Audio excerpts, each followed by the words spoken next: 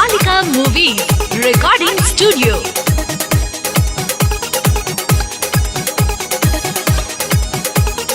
Har Har Mahadev.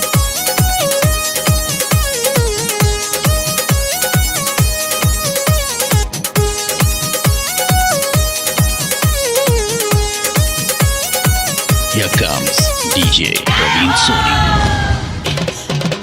This is DJ Hero in the house.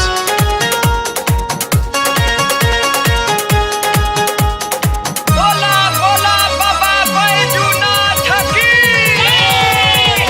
DJ Praveen Soni. Bhola के दुआरी जे जाके जलधारी, सावन के महीना दिन होई सोमारी, जे लेके आई कान्हे कांवर घाटी नहीं होकर पावर, जे लेके आई कान्हे कांवर घाटी नहीं होकर पावर, कर दी है दया बाबा विपतिया के तारी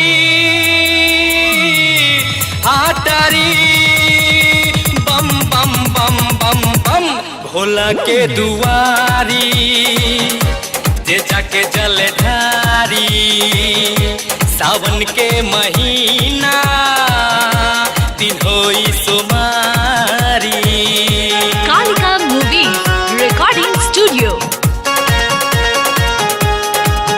हाँ बलबम में बोले बम बोला ना बोला ना बोला ना बोला ना, भोले के रंग में रंग के जाई जे गेरुआ ड्रेस में, बोल बम बोलत रहिया में चली जोगिया के भेष में, भोले के रंग में रंग के जाई जे गेरुआ ड्रेस में, बोल बम बोलत रहिया में चली जोगिया के भेष में, टन टन घंटी के गूंजे टनकारी,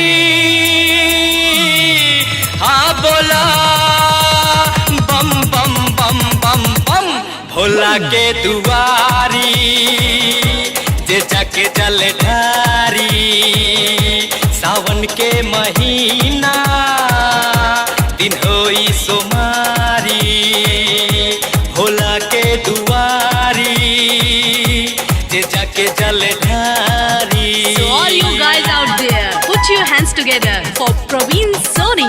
Praveen Soni. हर हर महादेव। बोला बोला बाबा गरीबनाथ की।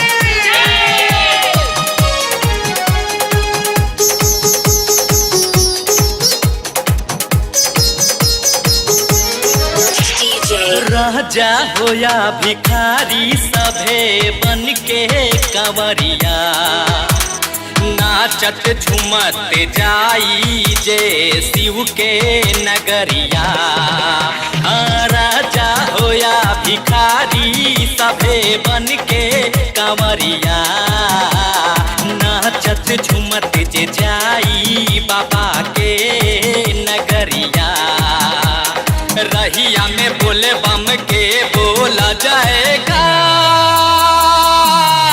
हाँ हरी, बम बम बम बम बम भोला के दुआरी जे जाके जलधारी, सावन के महीना